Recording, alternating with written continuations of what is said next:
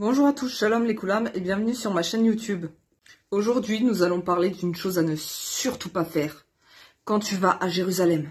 À plusieurs reprises, j'ai reçu des messages de la part de certains chrétiens qui m'envoyaient des vidéos de ce type.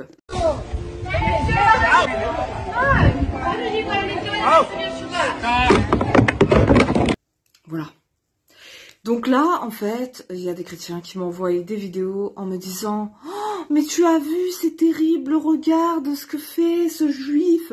Il agresse un chrétien qui évangélise dans la rue de Jérusalem. » Je sais pas vous, mais moi, si je me mets à la place de ce juif, en fait, je comprends sa réaction. Imaginez-vous, vous êtes juif.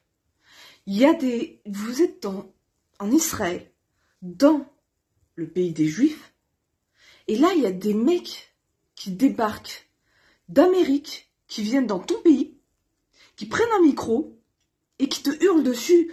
Oui, vous êtes des sales pécheurs, vous avez rejeté le Messie, vous allez aller en enfer si vous vous repentez pas. Mettez-vous à leur place 2 minutes. Vous croyez vraiment que le juif, en voyant ça, il va réagir, il va se dire « Oh, mais oui, il a raison, bah tiens, je vais devenir chrétien. » Non mais, s'il vous plaît, mettez-vous à leur place 2 minutes. Et ne me prenez pas l'exemple des Actes des Apôtres en me disant « Oui, mais regarde, à l'époque des Actes des Apôtres, il y avait les disciples, les apôtres, ils évangélisaient comme ça, ils faisaient ça, ils allaient dans les rues de Jérusalem et puis ils évangélisaient comme ça en pleine rue. » Oui, mais attends, c'était des Juifs. Non seulement c'était des Juifs, mais en plus ils étaient chez eux. Ils étaient en Israël, ils sont nés en Israël, ils ont grandi en Israël, c'était leur pays. Donc ils étaient chez eux. Et en tant que juifs, ils avaient le droit, ils étaient dans leur pays, et ils étaient juifs. Ils avaient le droit de prendre la parole en public et de parler comme ça aux autres juifs. Eux-mêmes étaient juifs et ils étaient chez eux. Mais dans le cadre où tu es un étranger et tu viens comme ça sur la terre juive et tu hurles comme ça sur les juifs, t'attends pas à ce que les juifs ils se convertissent au christianisme. Je pense qu'il est vraiment très très important, quand on est chrétien et qu'on a affaire à des juifs, d'être sage, d'agir avec sagesse et ne pas leur faire du forcing comme ça. Parce que sinon, faut pas s'étonner que les juifs, ils ont une mauvaise image de nous. Hein.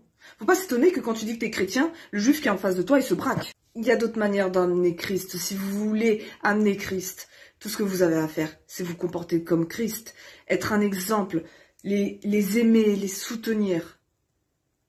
Et à ce moment-là, peut-être, je dis bien peut-être, vous porterez du fruit. N'agissez pas comme si vous étiez supérieur aux Juifs, comme si vous aviez compris le Tanakh mieux que les Juifs.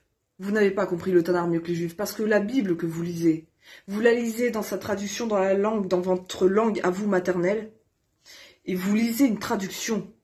Mais eux, le Tanakh, ils l'ont en hébreu, qui est le texte originel. Et il faut savoir qu'en hébreu, il y a beaucoup de choses, beaucoup de notions. Dans la langue hébraïque, il y a beaucoup de notions spirituelles que nous, dans notre traduction, on ne peut pas comprendre. Les Juifs ont une connaissance de Dieu que nous n'avons pas.